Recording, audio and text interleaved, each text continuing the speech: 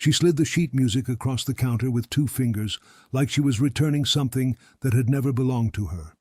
The paper was yellowed, edges soft from decades of handling. The notes were printed clean, a standard Bach partita, except they were not notes at all. The young man behind the counter of the music shop squinted at the staff lines. The symbols were wrong, not musical notation, something else entirely. "Mrs. Moss," he said carefully, "what is this?" The old woman did not answer immediately. She stood with her hands folded at her waist, the way she always stood when she was waiting for a student to work something out on their own. Patient, absolute. Her eyes were the color of old pewter, and they did not blink the way most people's eyes blinked. "Look at the time signature," she said quietly. "Then look at the key signature. Then tell me what you see."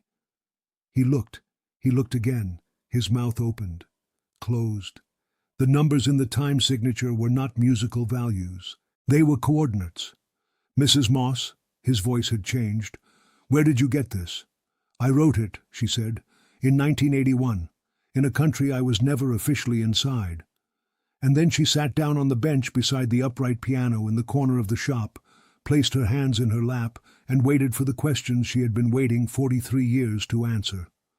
The town of Caldwell Creek, Georgia, had exactly one music teacher worth mentioning, and everyone in 3 counties knew her name. Vera Moss, 76 years old, white hair pinned back with the same tortoiseshell clip she had worn since anyone could remember. Cardigan in winter, linen blouse in summer, reading glasses on a beaded chain.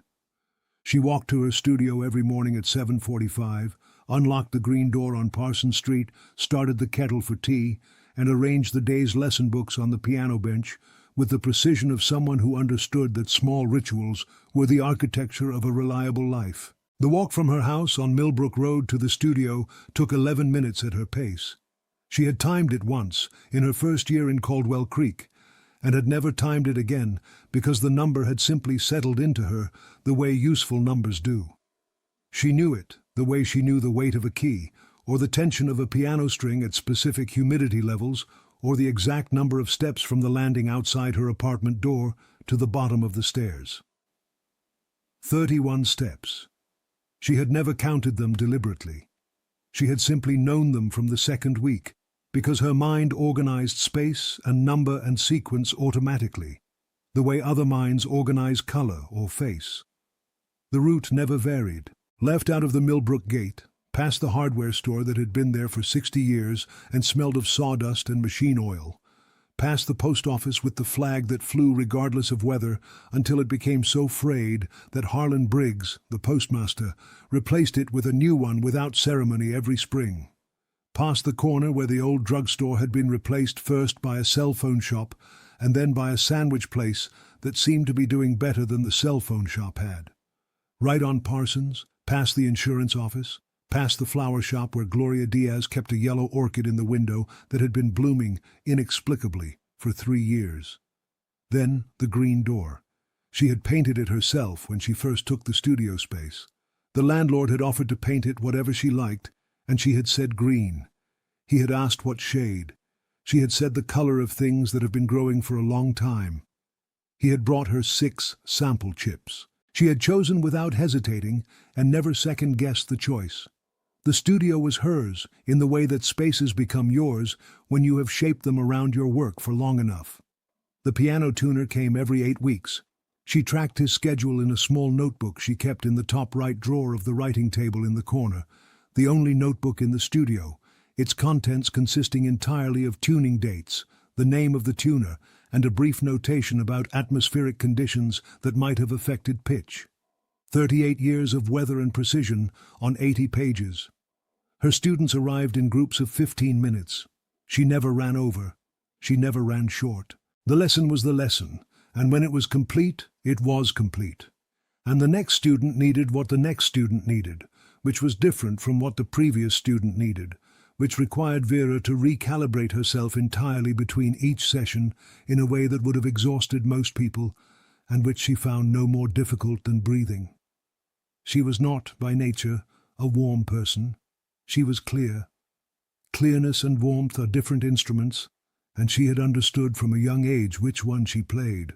Her students loved her anyway, in the specific way that children and adults both love someone who shows them what they are actually capable of, which is often more than they believed and requires more of them than they initially wanted to give. She did not soften this requirement. She did not apologize for it. She simply waited, with the patience of someone who had learned to wait for things far more difficult than a 12-year-old's breakthrough with a Clementi sonatina. She had learned to wait in a city she was not supposed to be in, carrying information she was not supposed to have, in the company of people whose names she was not supposed to know. She had been teaching piano in Caldwell Creek for 38 years. Before that, she had taught in Augusta for 4 years, and before that, everyone assumed, she had attended the Oberlin Conservatory in Ohio, earned her degree in music education, and begun the quiet, dedicated career that had shaped her entirely. She did not correct this assumption. She had never corrected it, because the part of her life that preceded Oberlin was not something that could be explained in the language of a small Georgia town, or in any language she had been authorized to use. Her students loved her in the specific way that children love someone who expects things from them. Not affection born from indulgence, but respect earned through discipline and care. She remembered every student's name, every piece they had struggled with, every breakthrough they had achieved. When Clara Hatch finally played the Clementi sonatina without stopping to correct herself, Vera had set down her tea and said simply, "There it is." 2 words. Clara had cried. At 16, that kind of recognition from Vera Moss meant more than a standing ovation. The studio itself was a single room above a dry goods store. Wooden floors, slightly uneven, that creaked in a particular sequence depending on where you walked. One upright piano, a Yamaha from 1989, that Vera kept tuned with compulsive regularity. A bookshelf covering the entire north wall, packed with sheet music organized by composer, then by period, then by difficulty. No decorations except one framed print of the Goldberg Variations manuscript, hung at eye level above the bookshelf. No photographs, no personal mementos visible anywhere. The absence of photographs was something people noticed and then forgot, the way you notice and forget a small irregularity in a familiar room. Vera had an explanation ready if anyone ever pressed her. She was a private person. She found personal display ostentatious. The studio was a place for work, not biography. Nobody pressed her.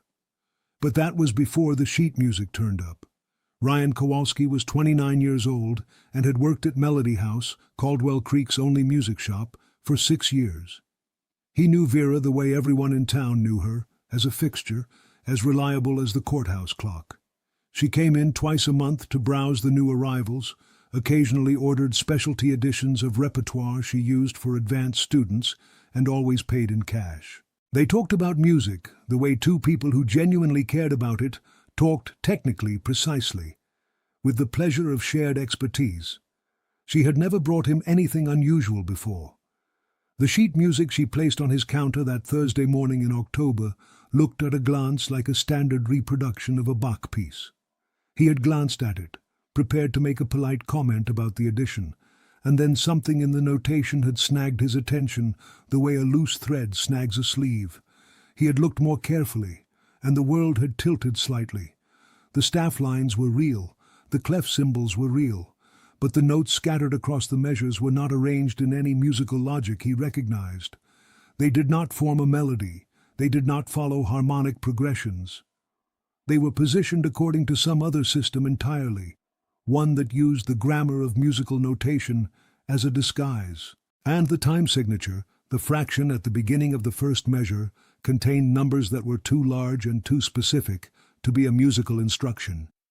47.83, negative 22.14, coordinates, geographic coordinates. "Mrs. Moss," he said again, after she had told him she had written it in 1981. "You need to tell me what this is." She looked at him with those pewter eyes. "I just did. I mean what it actually is." "It is a message," she said, "encoded in musical notation, delivered inside a country where carrying a document with coordinates would have resulted in immediate arrest and execution. The method worked because border guards do not interrogate sheet music. A musician traveling with Bach is invisible. A spy traveling with a map is not.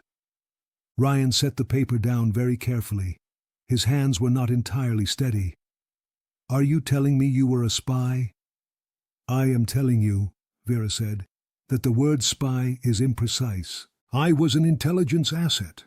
There is a difference, though I would understand if it does not feel like one at the moment." Outside, the October morning was doing what October mornings do in Georgia. The light was going golden, the air carrying that particular coolness that feels earned after summer. A woman pushed a stroller past the shop window. A pickup truck idled at the light on the corner. Everything ordinary, everything unchanged. Inside Melody House, nothing would ever be quite the same. But that was not the beginning of the story. The beginning was 43 years earlier, in a rehearsal room at the Eastman School of Music in Rochester, New York, where a 23-year-old named Vera Enid Salter was practicing a Ravel piece for the third consecutive hour and did not hear the door open behind her. She had been playing since she was 4.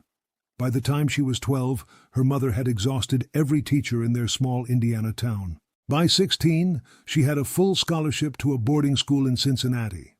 By 20, she had been accepted to Eastman, which was, for a girl from Terre Haute who had taught herself Chopin from library recordings, the equivalent of touching the sky. She practiced 6 hours a day. She did not think much about anything else. The man who came through the door that afternoon in October 1978 was unremarkable in every visible way. Medium height, medium build, forgettable face, the kind of person a crowd absorbs and erases. He sat in one of the practice room chairs without asking permission. He waited for her to finish the phrase she was in the middle of. Then he said, "You have an exceptional ear. Do you have an exceptional memory as well?" She turned on the bench. "Who are you?" "Someone who has been listening to you play for 3 months," he said. "And who would like to offer you something more interesting than a teaching position." His name, he eventually told her, was not important. His affiliation, he eventually confirmed, was the Central Intelligence Agency. His offer was this: Vera Salter had a gift that was more useful to certain people than it appeared. Absolute pitch, photographic memory for sound and symbol, fluency in 3 languages, including German, the ability to read, transcribe, and encode information in musical notation with a speed and accuracy that no machine of that era could match reliably. And she was a young woman with a credible, documentable reason to travel behind the Iron Curtain. Musicians went to music festivals. Music festivals happened in East Germany, in Czechoslovakia, in Hungary and Poland, and places that would otherwise require impossible explanations for an American's presence. She said no. She went back to practicing. He came back the following Tuesday. She said no again. He came back the Tuesday after that, and the one after that, and the one after that. He never pressured. He never threatened. He simply sat in the chair and explained, with the patience of someone who had time and certainty on his side, what she could do and why it mattered. He showed her a photograph once. He did not explain whose it was, but the face in the photograph was someone she recognized from a news story about a political prisoner who had died in East German custody the previous year. Someone young, someone who had been trying to get a message out. If someone had been able to carry that message, the man said, he would probably still be alive. She signed the paperwork 3 weeks later. What happened next changed everything she thought she understood about herself. The training was nothing like what films suggested. It was not weapons or combat, though she learned enough of both to be functional. It was language and pattern recognition, and the specific art of being exactly what you appeared to be, no more, no less, in every situation that might arise. It was learning to walk through a border checkpoint carrying something that could end your life, and to feel, on the surface, precisely the boredom of a musician who has made this trip before and finds it tedious. It was learning to encode and decode information using musical notation, with such naturalness that if anyone looked over her shoulder while she wrote, they would see nothing but a composer working. The facility where she trained was unremarkable from the outside. A converted farmhouse in rural Maryland that had been used for this purpose since the early 60s and showed the wear of institutional use in the particular way institutional buildings show it. Functional, clean, impersonal, the kind of place that could have been anything except the specific thing it was. She spent 11 weeks there, 6 days a week, occasionally 7. The instructors were people whose names she was not given and did not ask for. They taught her what she needed to know with the efficiency of people who understood that the student's survival depended on how well the lesson took. She learned the encoding system in the second week. It was not their system. It was, her primary instructor told her, a system she was going to develop herself, because the specific form of encoding had to emerge from a musician's genuine knowledge and could not be faked or approximated. They gave her the theoretical framework, the principles of steganographic communication, the logic of using one legitimate system as a carrier for another. What she built from those principles was hers. She spent 5 days designing it and 3 days testing it against her own ability to reverse engineer what she had created. Then she spent another week refining the elements she had been able to crack, because anything she could break, someone else could break, and she could not afford to leave that possibility open. The result was a system that used the staff lines, clef notation, dynamic markings, and timing values of standard musical notation as a carrier for alphanumeric data, with a redundant verification layer embedded in the relationship between adjacent notes. It could not be decoded by pattern analysis alone because the encoding shifted based on a key sequence that changed with each document and was embedded in the apparent time signature of the first measure. It could not be identified as encoding without the key, and the key could not be identified without knowing what you were looking for. And what you were looking for could only be described in terms that would sound, to anyone who did not know, like a description of musical analysis. She was 23 years old. She had never done anything like this. She did not let herself think too hard about that. They called her Operation Designation Clef Minor. She was never told why. She asked once. Her instructor looked at her with the expression of someone who considered the question a reasonable one, and the answer an unnecessary one. She did not ask again. She made her first crossing in February 1980. A cultural exchange program, musicians from American universities performing alongside East German ensembles in Leipzig. She carried a flute case, a suitcase of practical clothes, and inside the cover of a Schumann score, 3 pages of notation that contained the names and locations of 4 intelligence assets who needed extraction. She delivered the pages to a contact she identified by a specific phrase spoken in a specific order during intermission of the opening concert. She played her part in the ensemble the following night. She crossed back into West Germany 4 days later without incident. The moment of crossing was the moment she had trained for most specifically. The border checkpoint at that particular crossing point was staffed by guards who had seen enough musicians, enough student groups, enough cultural exchange travelers, that they processed them with the specific efficiency of people who find a thing routine. She had studied the crossing point beforehand from documents her handler had provided. She knew the average processing time per traveler, the typical questions asked, the standard documentation reviewed. She had her answers prepared with the naturalness of truth, because the best preparation for lying was knowing the truth so completely that the lie lived inside it without disturbing anything. She was 23 years old and terrified and did not show it. The guard asked how long she had been in Leipzig. 4 days. Did she enjoy her visit? The concerts were very good. Did she have anything to declare? She smiled the smile of a tired musician who wanted to get home. Nothing except luggage and sheet music. He waved her through. She sat in the transit area for 40 minutes waiting for the connecting train and looked out the window at a platform she could not name and breathed until her hands stopped being cold. She did this 7 times over the next 3 years. Not always Germany, twice Czechoslovakia, once Poland, once Hungary. Each time a different cover, a different ensemble, a different cultural exchange, a different festival. each time carrying something that looked like music and was something else entirely. Each time returning with something that looked like tourism and was information that people in certain offices in Washington needed badly enough to send a young woman with a flute case into places where the wrong question could end a life. She was good at it, better than good.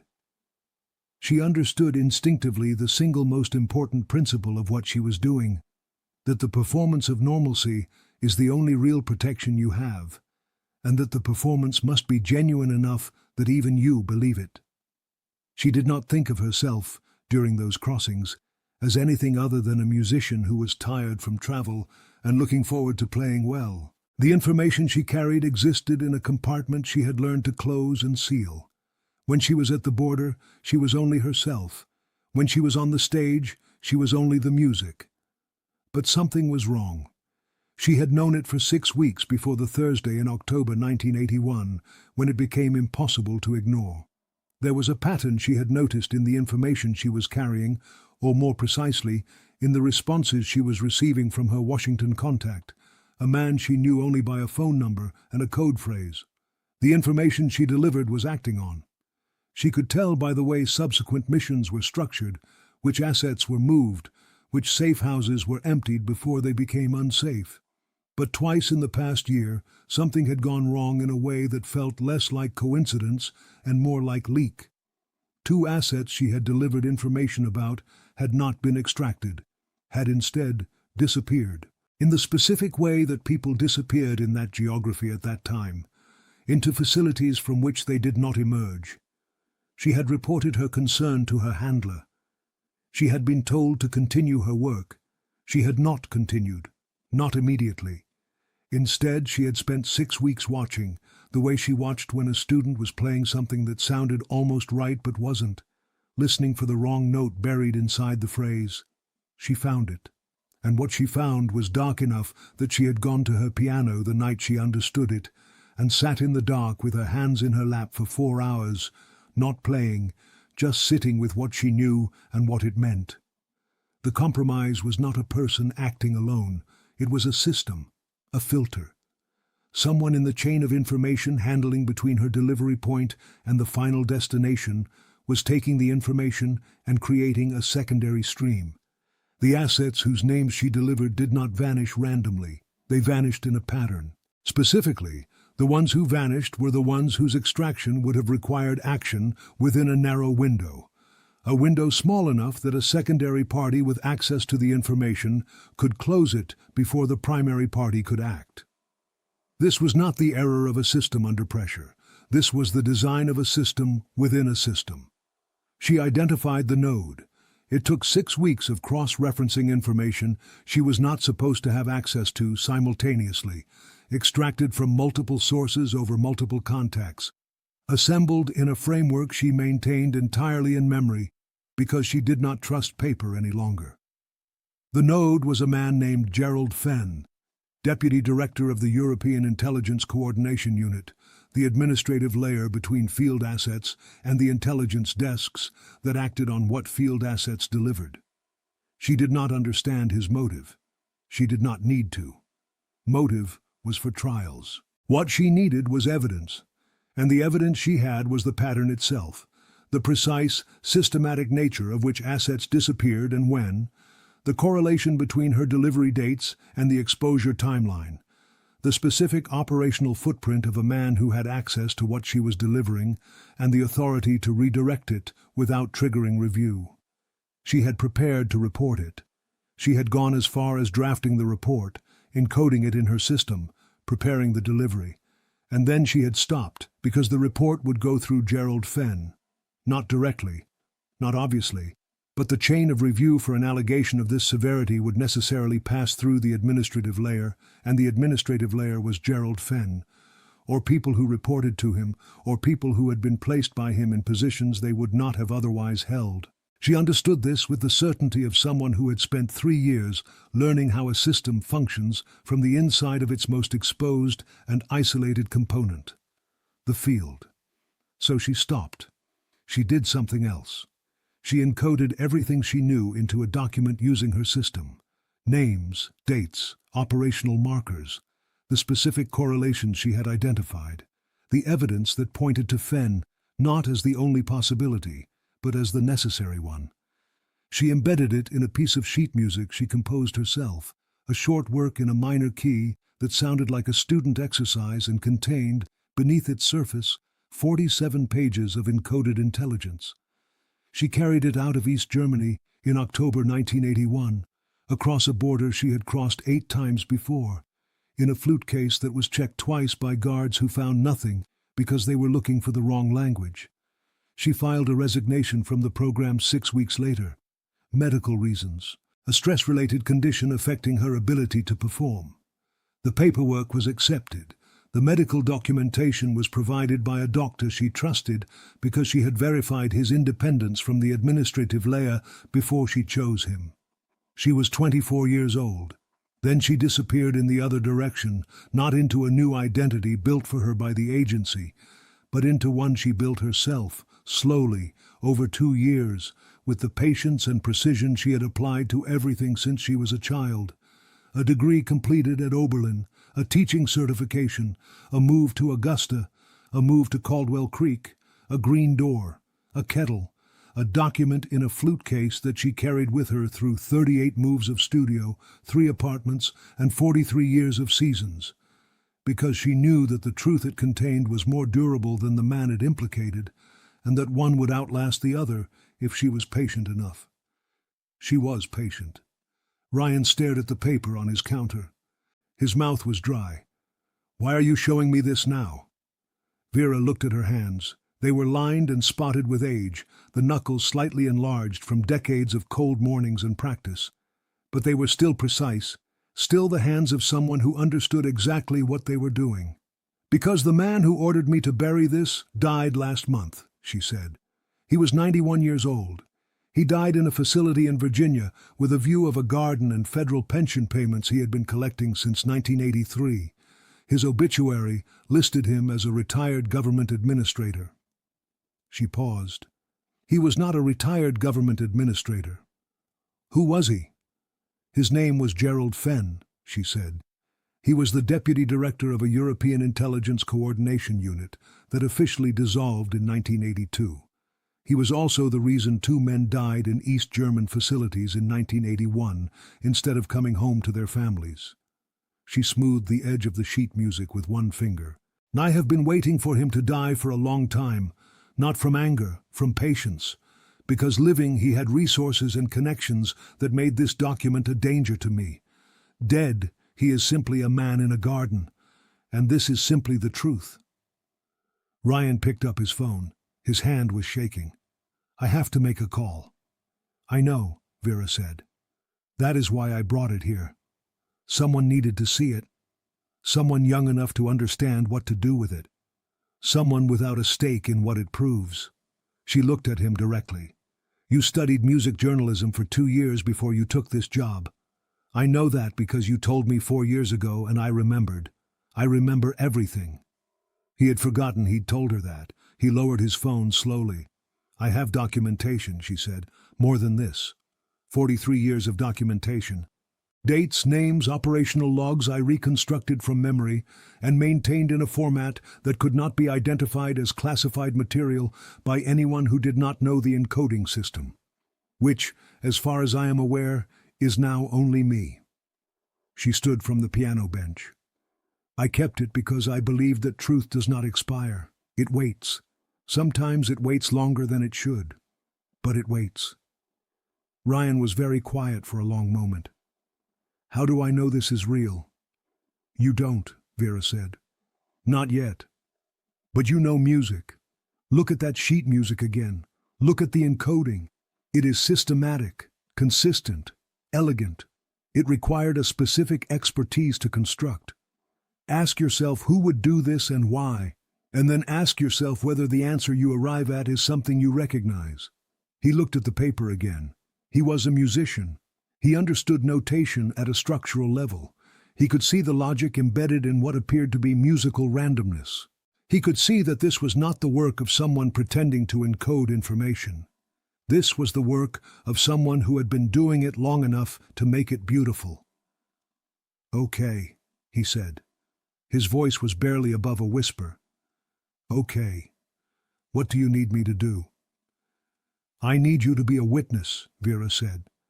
"The same way I needed you to see this with your own eyes and verify that the encoding is real and that I did not simply show you a piece of paper and ask you to believe me.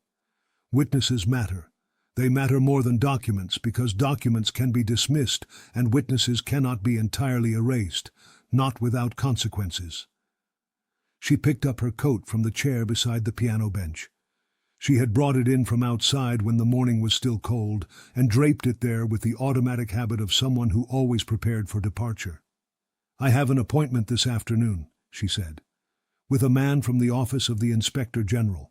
I have been arranging this appointment for 3 years. Since Gerald Fenn's health began to decline, and I began to understand that the window I had been waiting for was opening." She buttoned the top button of her coat with the steady fingers of someone who does not rush.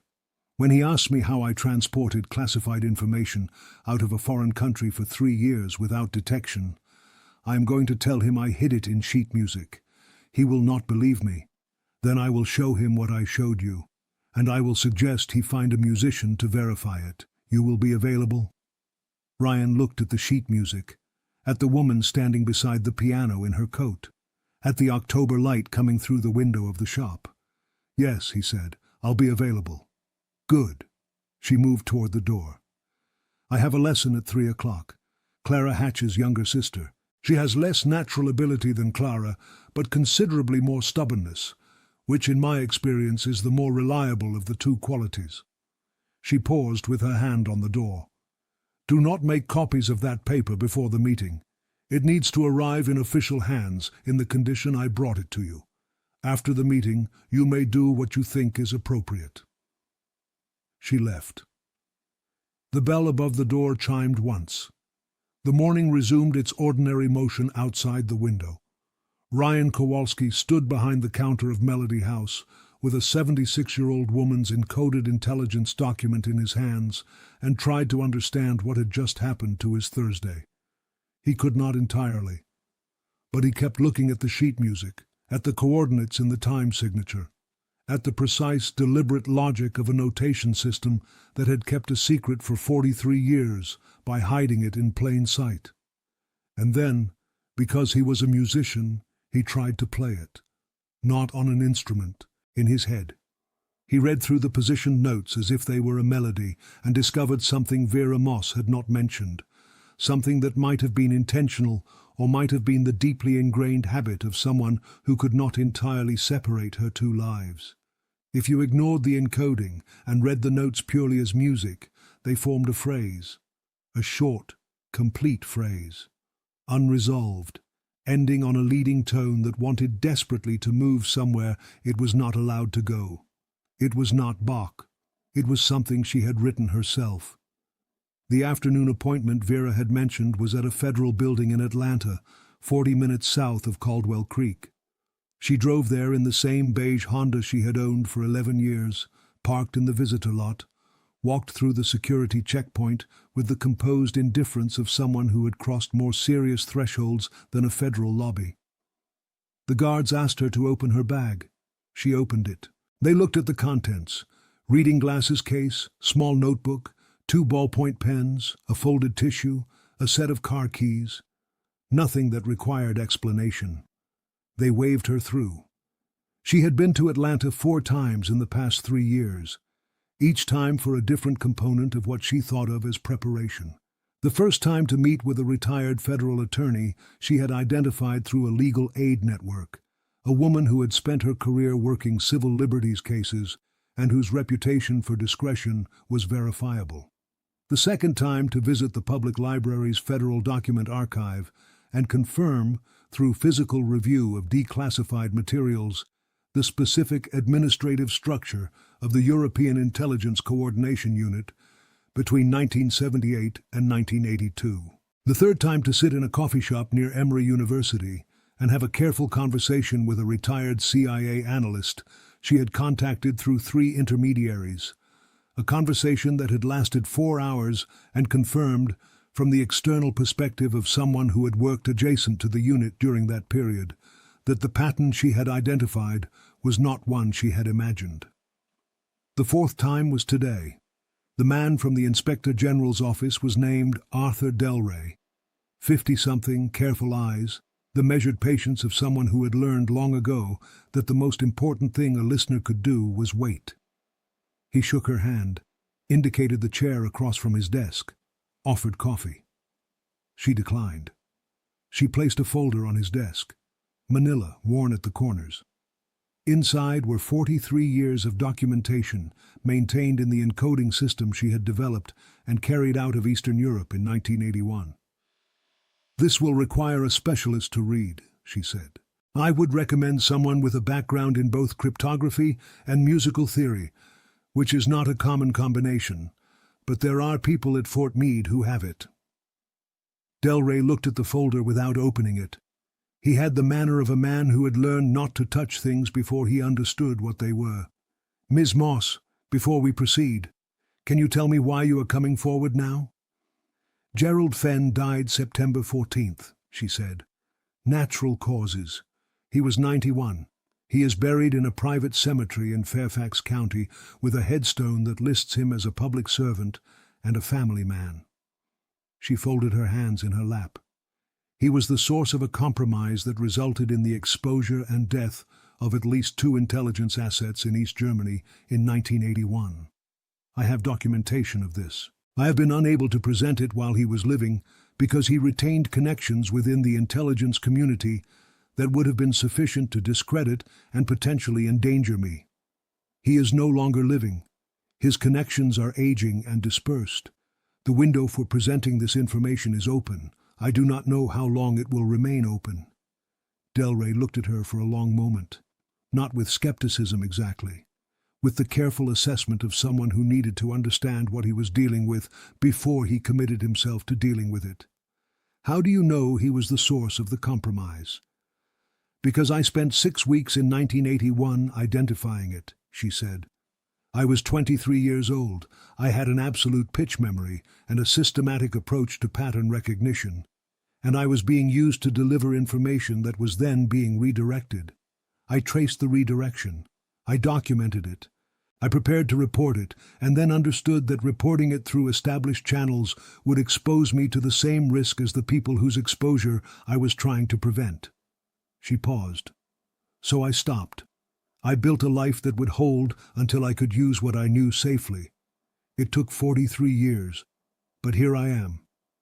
Delray opened the folder, looked at the first page. His expression shifted in the specific way that a professional's expression shifts when they see something they were not expecting and cannot immediately categorize. He looked at it for a full 30 seconds before he spoke. "What am I looking at?" "Musical notation," Vera said. "Modified. I will explain the encoding system. It will take approximately 2 hours. I suggest you record this conversation." He reached for the recorder on his desk without taking his eyes off the paper. She explained it the way she taught piano. Not simplified, but structured. Beginning with the principles, moving through the mechanics, arriving at the application. She watched his face as she spoke and adjusted her pace to what she saw there, slowing when the concepts required more time to settle, moving forward when she saw comprehension establish itself. She had been reading faces across piano keys for 38 years. Reading a federal investigator's face across a desk required the same skill in a different register. At one point, he stopped her and called someone on his desk phone, spoke briefly in a low voice she was not supposed to hear, and which she heard clearly. "I need Hargrove up here." "Yes, now." "No, I'm not going to explain it on the phone." He hung up, looked at Vera. "My colleague has a background in music theory. I'd like him to hear the next section." "Of course," Vera said. Hargrove was younger than Delray, mid-30s, the slightly distracted manner of someone whose mind worked faster than any given conversation required. He sat in the chair beside the door and listened to Vera explain the encoding system with an expression that moved through stages. Polite attention, genuine interest, focused concentration, something that looked very much like recognition. When she finished, he looked at Delray. "This is real," he said. "The system she's describing is coherent. It would work. The musical theory underpinning is sound. This isn't amateur work." He looked at Vera. "You designed this yourself?" "I designed it in 11 weeks of training in 1979, she said. "I refined it over the following year. By the time of my first crossing, it was reliable enough that I trusted my life to it." Hargrove was quiet for a moment. "Ms. Moss, I need to ask you something, and I need you to understand that I'm asking it with complete professional respect. Ask. Why didn't anyone know about this? The encoding system, the documentation you're describing. In 40 years of people working in this area, how did this never surface?" Vera regarded him with the patient attention she gave students who asked good questions. "Because I did not tell anyone," she said. "And because the man who would have benefited most from suppressing it was, until 6 weeks ago, alive and in a position to do so. And because the people who might have found it were looking for it in the wrong places. They were looking in official records, in institutional archives, in the documentation that systems produce and retain. I was not in any of those places. I was in Caldwell Creek, Georgia, teaching piano. No one thinks to look there." She picked up the folder, turned to the 3rd page. "Shall we continue?" Back in Caldwell Creek, Ryan Kowalski had done something that Vera had not specifically told him not to do. He had called his aunt, who had spent 30 years as a musicologist at the University of Georgia, and had, in her retirement, developed a secondary interest in historical cryptography that had become a minor obsession. He had not told his aunt everything. He had described the encoding system generally, without naming Vera or explaining the context, and asked whether his aunt had ever encountered musical notation used as an intelligence encryption method. There had been a silence on the phone. Then his aunt had said, "Where did you see this?" "In the shop," he said. "Someone brought it in." Another silence. "Ryan, is this a joke?" "No." "Because what you are describing is a method that was theorized in academic circles in the 1970s as a potential field encryption technique, but as far as the public record shows, it was never actually implemented operationally. The logistical requirements were considered too demanding. You would need someone with absolute pitch, photographic memory, and years of training to execute it reliably in the field." Ryan looked at the sheet music on the counter. "What if someone like that existed?" His aunt was quiet for a long time. "Send me a photograph of what you're looking at." "I can't," he said. "Not yet. But I'll explain more soon." He hung up and stood for a moment in the empty shop, looking at the paper. Outside, the October afternoon had gone from golden to amber. An hour until Clara Hatch's younger sister arrived at Vera's studio on Parsons Street. An hour until those steady hands sat at the piano bench, and began again the patient, daily work of teaching someone to hear what they were playing. He thought about what it meant to carry something for 43 years. Not a document, but a truth. To build a life carefully enough that the truth inside it could survive. To teach piano to 3 generations of children in a small Georgia town, while carrying the knowledge that a man with a federal pension and a view of a garden had caused the deaths of people she had been trying to protect. He thought about the phrase she had encoded inside the encoding, the unresolved musical line that wanted to go somewhere, it was not allowed. He thought he understood what it meant. In Atlanta, Vera Moss was on the 3rd page of a 2-hour explanation, and Arthur Delray had not looked up from his recorder once. She spoke the way she taught piano, precisely, without rushing, without repeating herself. She explained the encoding system in terms a non-musician could follow, demonstrated its logic, walked him through the specific documents that named Gerald Fenn, and the specific dates and the specific assets whose exposure could be traced through the information pathway she had documented. At one point, Delray stopped the recorder. "Ms. Moss, why music? Of all the possible systems you could have developed." She considered the question. It was genuine, and she respected genuine questions. "Because music is the oldest thing I know," she said. "It is the language I learned before I learned anything else, and it is the one thing that has never been untrue to me. I trusted it." She looked at him steadily. "And because no one suspects a piano teacher, not of anything." Delray restarted the recorder. By the time she left the federal building, the afternoon had given way to early evening. She sat in the Honda for a moment before starting the engine, hands in her lap, watching the parking lot empty around her. The light was going red across the Atlanta skyline. Somewhere in that city, people were sitting down to dinner, calling their families, driving home through familiar streets. The ordinary machinery of an ordinary day continuing its ordinary motion. She started the car, drove north toward Caldwell Creek through the gathering dark. She had one lesson the following morning.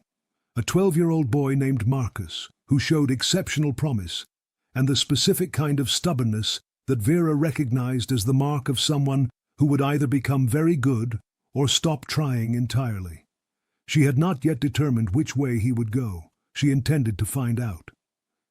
3 days later, Ryan Kowalski's phone rang at 7:15 in the morning. Unknown number. He answered.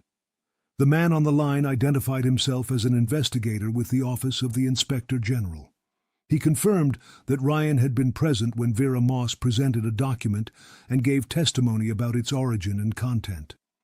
He asked if Ryan would be willing to provide a formal statement verifying what he had seen. Ryan said yes. He asked how Vera was.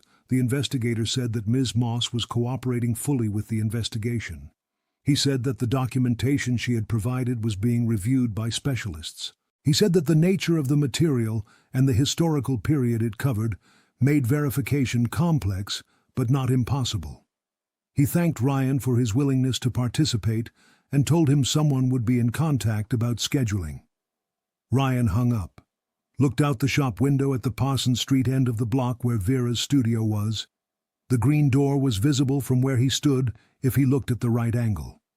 At 7:45, it would open. The kettle would start. The lesson books would be arranged on the bench in their precise order. He thought about what it meant to have been the person she chose. Not a federal official, not a lawyer, not anyone with credentials relevant to intelligence or cryptography. A 29-year-old who worked in a music shop and had told her once 4 years ago that he had studied music journalism. She had filed it away, the way she filed everything away, with the absolute fidelity of a memory that did not lose things. She had needed a witness, someone who could verify that what she carried was real, from a perspective uncorrupted by official interest or institutional protection. Someone who would recognize the encoding as genuine because they understood music well enough to see it. She had chosen him because she had been watching him for 4 years the way she watched her students, looking for what was there beneath the surface performance.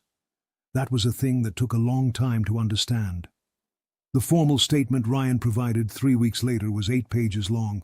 He described the sheet music in detail, described the encoding system as he had understood it from Vera's explanation, confirmed that as a trained musician, he recognized the method as requiring a level of expertise and systematic intelligence that could not be faked, and described Vera's manner and demeanor during their conversation in terms that the investigator asked him to elaborate on 3 separate times. She was calm, he said each time. She was precise. She was patient. She was exactly what she appeared to be, except that what she appeared to be was a piano teacher, and what she had been for a period of her life was something it takes an entirely different kind of courage to be. The investigation that followed was not public. It could not be, not entirely, because the operational details it touched were still classified and the institutional relationships it implicated were still active in transformed forms. But a partial declassification recommendation was submitted to the relevant Senate Oversight Committee in the spring, and an internal review of the European Intelligence Coordination Unit's activities between 1978 and 1982 was opened, the first such review in 40 years. Gerald Fenn's obituary was not revised. His headstone was not changed. The people who had protected him during his lifetime had moved on or died or were too old to fight what was coming. The documentation Vera had carried for 43 years was too precise and too internally consistent to be dismissed. Caldwell Creek, Georgia knew nothing of any of this. The town did not change. The green door on Parsons Street opened at 7:45 every morning. The kettle started. The lesson books were arranged with the same precision they had always been arranged. Students came, students left. Some of them came back years later with children of their own and asked if Mrs. Moss had room for one more. She usually did. In November, Ryan came to the studio during his lunch break for the first time. He had not been inside before. He was not a student, and Vera did not encourage casual visitors. But she had called the shop that morning and told him to come by at noon. He climbed the stairs, knocked on the door. She let him in. The room was exactly as he had imagined it from her public presence, spare, ordered, the piano occupying its position with the gravity of something important. The Goldberg Variations manuscript above the bookshelf. The floor creaking in its particular sequence. No photographs. He had expected that. She gestured to the chair beside the piano. He sat. She sat on the bench. "I wanted to show you something," she said. She placed her hands on the keys, not in the ready position, just resting them there, the way you rest your hands somewhere familiar. She sat like that for a moment. Then she played. It was not Bach. It was not anything he recognized from repertoire. It was the phrase, the short, unresolved phrase he had found inside the encoding, the one that wanted to go somewhere it was not allowed. She played it the way she had written it, stopping at the leading tone, the note that hung in the air of the small studio over the dry goods store and did not resolve. She lifted her hands from the keys. "I wrote that in Leipzig," she said. "In 1980. The night before my first crossing. I was sitting at the practice room piano in the hotel where the ensemble was staying, and I wrote it because I did not know if I was going to come back, and I wanted to leave something in the air that was mine, that no one else had put there." She looked at the keys. "I embedded it in the encoding because it was the closest thing I had to a signature. If anyone ever decoded the document and was also a musician, they would find it. They would know someone was in there." Ryan thought about the phrase, about what it felt like to end on a note that demanded resolution and deny it, about the specific kind of suspension that feels like waiting. "Why didn't you resolve it?" "Because I was not done," she said. "I did not know yet what the ending would be." She placed her hands on the keys again. This time she played the phrase from the beginning, and at the leading tone, instead of stopping, she continued. One note. The resolution. Simple, inevitable, arrived at only after 43 years of suspension. The sound filled the studio and then faded in the way sounds fade in small rooms, gradually, until what remained was the texture of silence that follows something completed. Vera lifted her hands from the keys, set them in her lap. "Now it's done," she said. Ryan did not say anything. He had played music long enough to know that some things are better received without words. They sat in the studio for a few minutes, the October light coming through the single window and falling across the piano, across the Goldberg Variations manuscript, across the room that had been exactly this for 38 years, while its occupant carried something that could not be resolved until the time was right. Then Vera stood. "I have a student at 1:30, she said. "Marcus. I believe he is going to be very good, though he will argue with me about it for another 6 months before he admits it." She moved to the bookshelf, straightened a volume that did not need straightening. "Thank you for being the witness I needed. I did not choose wrong." Ryan stood, moved toward the door, stopped. "Is there anything else? Anything more the investigation needs?" "No," she said. "What is needed has been given. The rest is their work, not mine." She turned from the bookshelf and looked at him with those pewter eyes, calm and absolute and slightly distant in the way that eyes are when they have spent a long time looking at things other people could not see. "Mine was always the music." He left.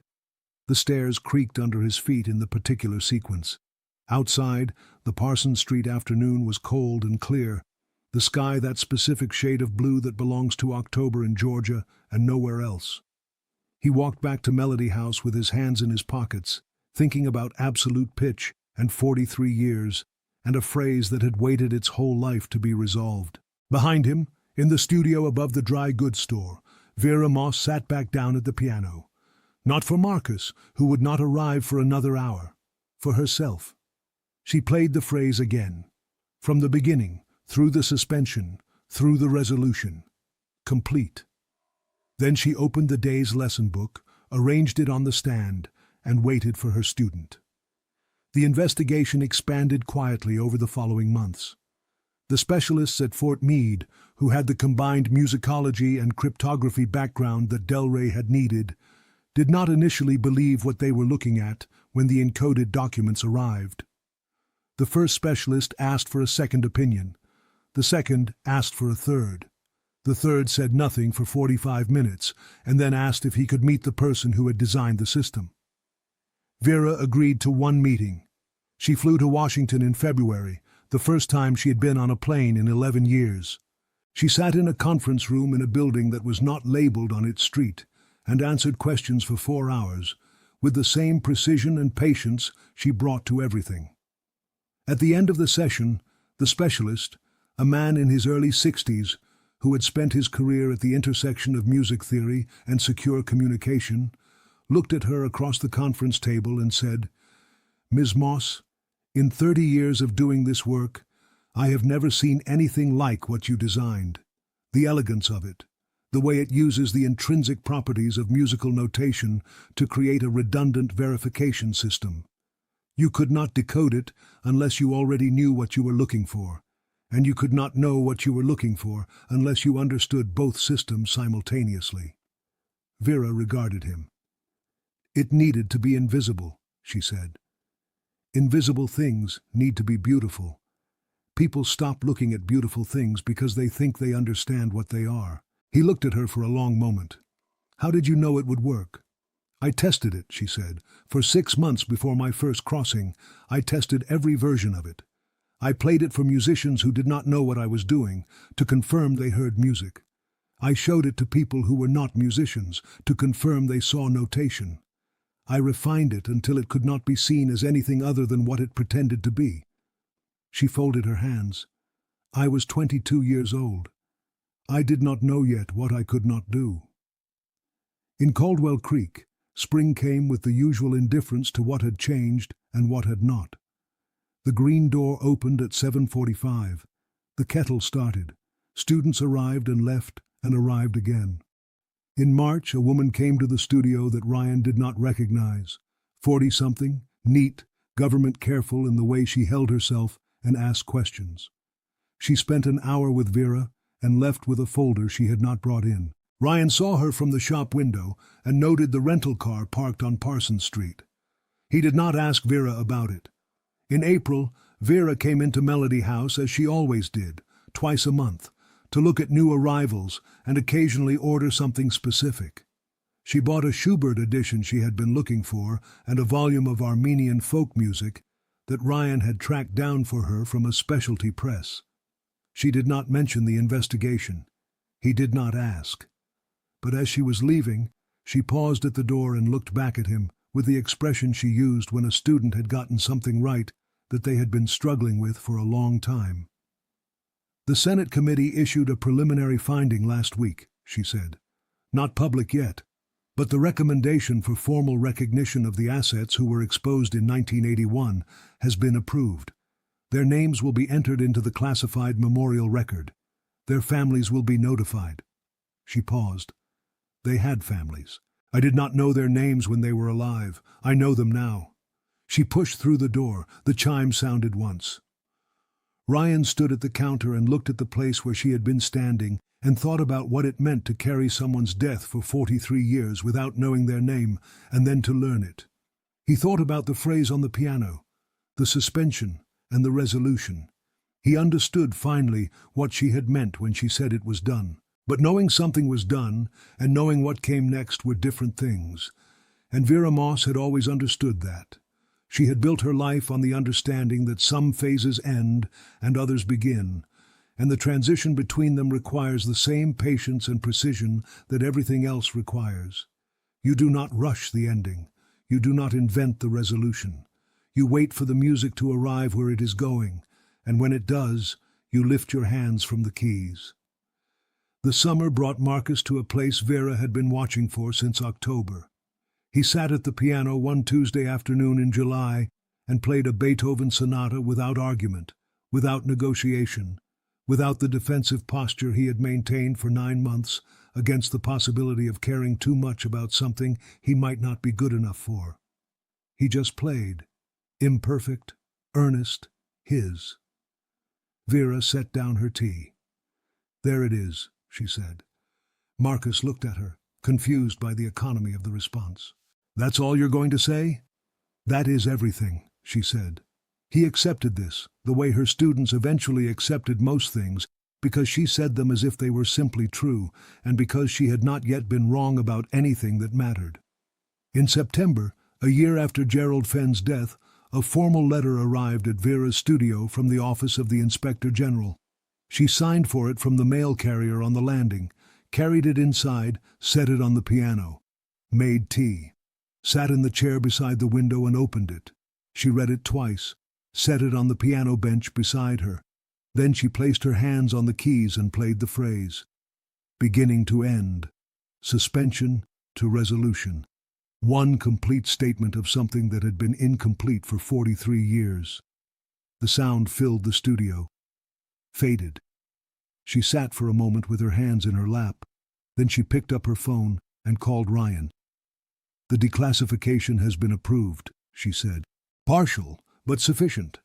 The names of the two assets will be entered into the public memorial record at CIA headquarters. A notation will be made in the official historical account of European intelligence operations that errors occurred and were subsequently documented. And there will be a private acknowledgement, formal and on record, that the intelligence assets designated Clef Minor operated between 1980 and 1981 and provided information of significant strategic value." She paused. "It will not be public, but it will be true, and it will not be erasable." Ryan was quiet for a moment. "How do you feel?" Vera looked out the studio window at the September afternoon, at the maple on the corner of Parsons Street that had begun its annual color turn, going from green to a deep and considered amber. "Like I have finished a very long piece," she said, "and played the last note correctly." She hung up, looked at the piano for a moment, at the Goldberg Variations manuscript above the bookshelf, at the room that had held everything she needed to hold and was, as far as anyone who walked through the green door would ever know, simply the studio of a piano teacher who had been doing this for a very long time. She had a student in an hour, Clara Hatch's youngest, just beginning, sitting at the piano for the first time next week with the specific expression children have when they understand for the first time that they are about to learn something large. Vera had been watching for that expression for 38 years. It never got old. It never lost its urgency. Every beginning was still a beginning. She opened the day's lesson book and began to prepare. Outside, Caldwell Creek went about its afternoon with the indifference of a place that had no idea what happened in its ordinary buildings among its ordinary people. The maple went on turning. The light went on shifting. The green door stood closed against the September air. Ryan came by the studio that evening. She had not asked him to. He knocked, heard her say, "Come in," and found her at the writing table with a cup of tea that had gone cold and the letter open on the surface beside the notebook with 38 years of tuning dates. He sat in the chair by the piano without being invited and without apologizing for the absence of an invitation, because he had learned over the past year that Vera Moss respected people who moved without excess ceremony. "I spoke to my aunt," he said. "She wants to write about the encoding system, academically. She's been talking to 2 colleagues at Princeton who specialize in Cold War communication methods. They want to publish a paper." He paused. "She asked if you would be willing to be interviewed." Vera looked at the letter on the table, at the formal language that described, in the clipped and careful vocabulary of institutional acknowledgement, the end of 43 years of patient waiting. "Yes," she said. "Tell her yes. The academic record matters. If someone understands what was done and why it worked, the knowledge is not lost with me. She'll be very pleased. She should be careful about what she assumes was unprecedented," Vera said. "I designed what I designed for my specific situation. Other people in similar situations designed their own methods. Most of them were not documented. That is the nature of the work. The record is always incomplete. Ryan looked at the Goldberg Variations manuscript above the bookshelf. He had looked at it every time he had been in the studio. He had always assumed it was what it appeared to be, a piano teacher's appreciation for a famous piece of music. "Is that real?" he asked. "Or is there something in it?" Vera looked at him, then at the manuscript. Something moved in her expression that was not quite amusement, but was adjacent to it. "It is a reproduction," she said. "I bought it from a university press catalog in 1987 for $11. There is nothing in it." She paused. "I chose it because Bach understood that beauty and structure are the same thing. He understood that the most complex architecture produces the simplest emotional effect. The Goldberg Variations are 30 variations on a single bass line. Everything that seems different is underneath the same." She picked up her tea, remembered it was cold, set it down again.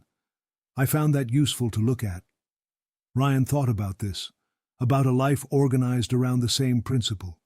Surface variation, constant underlying structure, 38 years of lessons above a constant baseline of encoded truth.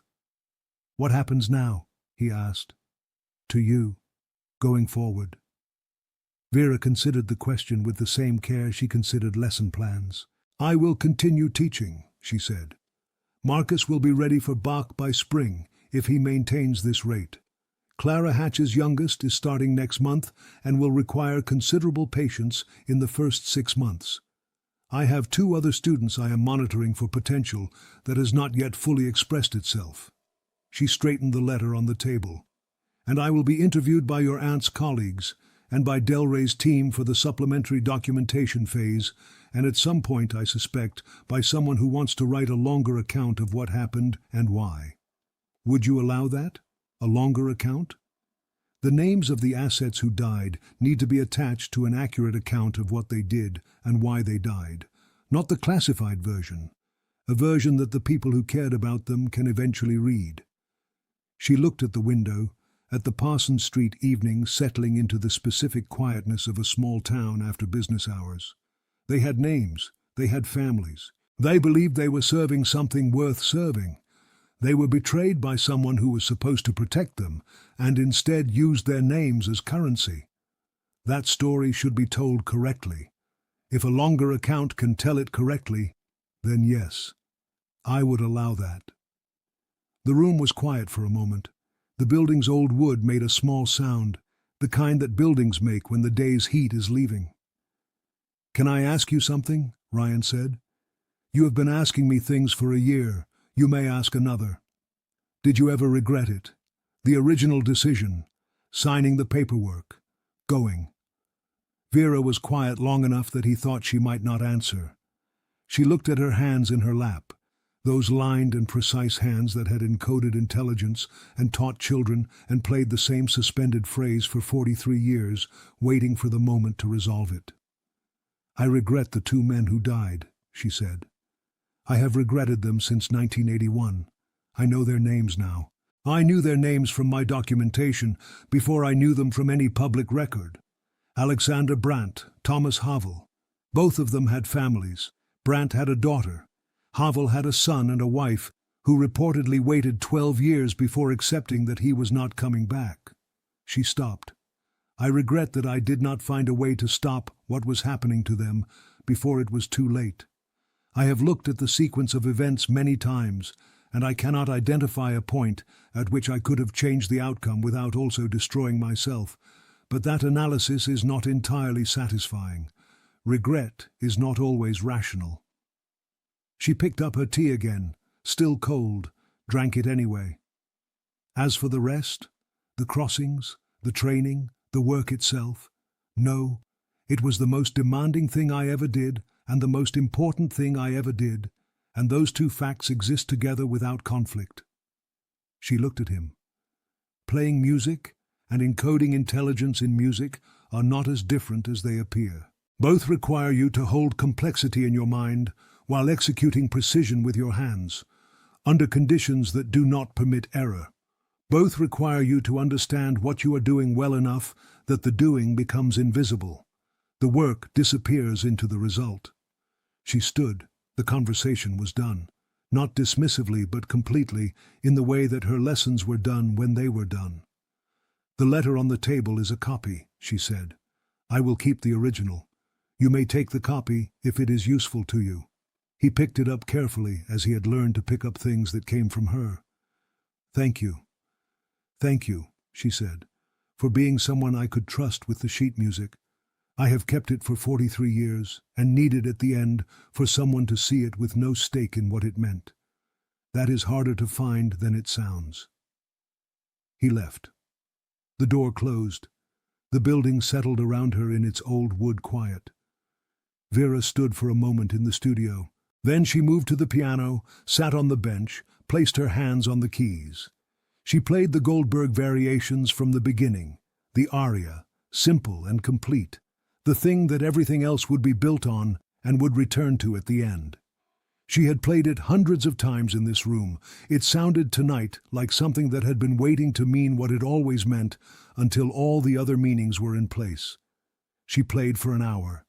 Nothing encoded, nothing hidden, only the music, which was enough, which had always been enough, which had been, in the end, the truest thing she knew. When she stopped, the studio was fully dark, lit only by the streetlight through the window and the specific amber of a Parsons Street evening in early fall. She sat with her hands in her lap for a moment. Then she covered the piano, turned off the light, and went home.